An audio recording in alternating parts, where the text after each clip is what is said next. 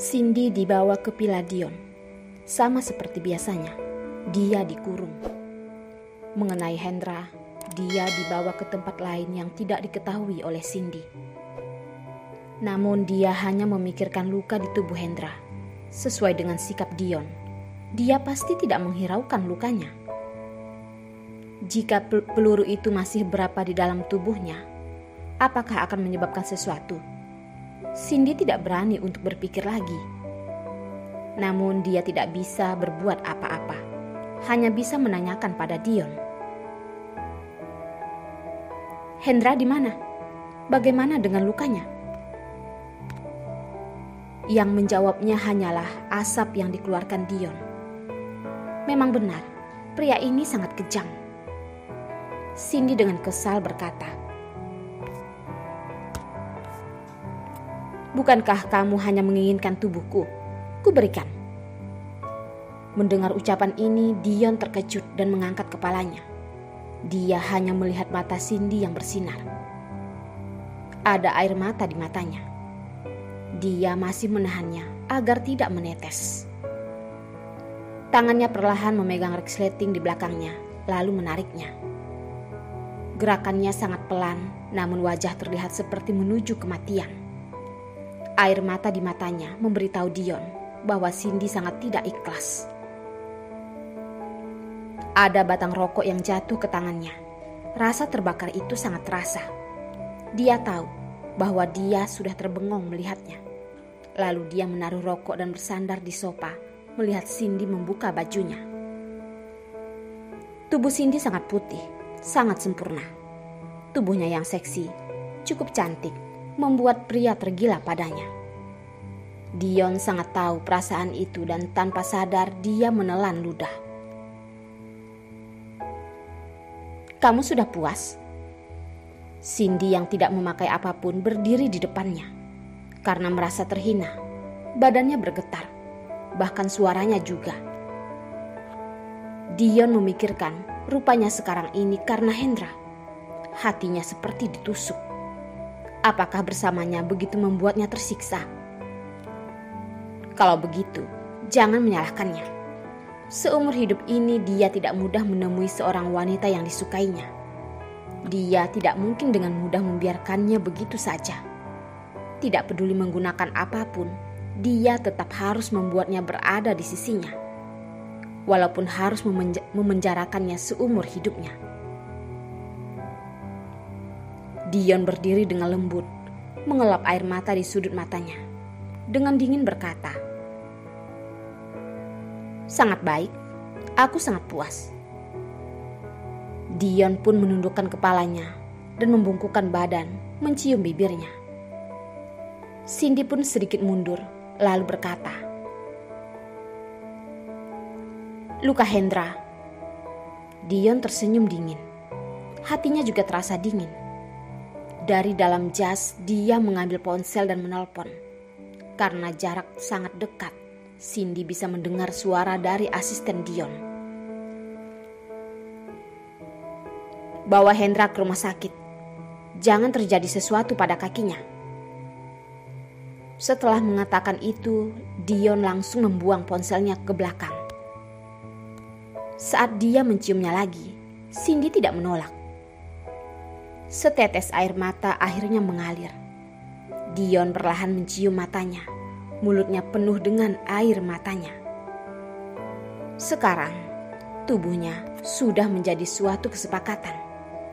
Cindy membenci dirinya yang seperti ini dan Dion yang seperti ini.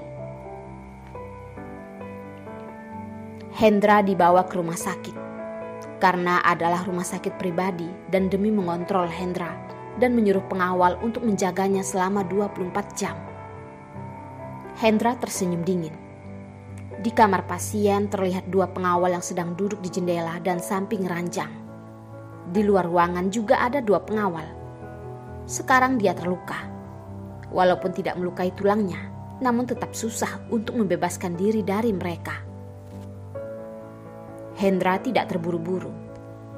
Setiap hari dia hanya melihat buku. Yang dia khawatirkan adalah keadaan Cindy. Dia tahu jika Dion benar-benar sudah jatuh cinta padanya. Kalau tidak, dari awal dia sudah menjadi mayat. Namun dia juga tahu sifat Cindy. Dia tidak mungkin menolak pria itu. Dan jika Dion adalah seorang pria, dia tidak mungkin memaksa Cindy melakukan hal itu. Jadi, rencana Hendra adalah menyingkirkan Dion dan menyelamatkan Cindy. Dia pun berpikir, setelah dia mengerti mengapa Anthony menyelidikinya, mengapa ingin membantu Dion, bahkan sikapnya terhadap Cindy sangat berbeda.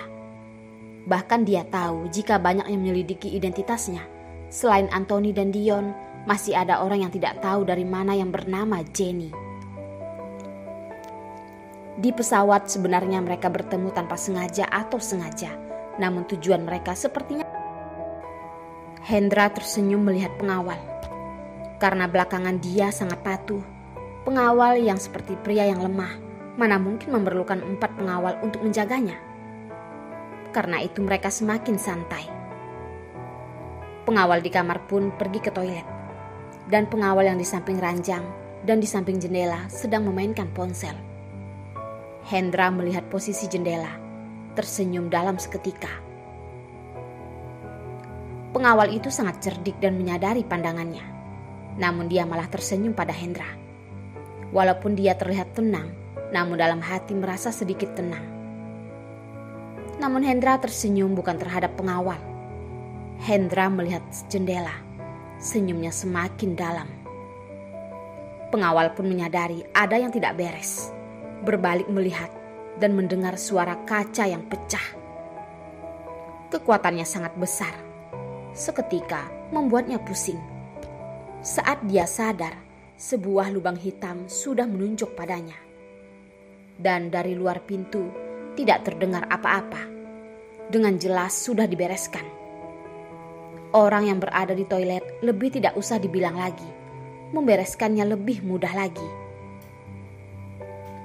Pengawal tidak mengerti siapa yang begitu mudah membereskan mereka dan berani datang ke ruang privasi ini.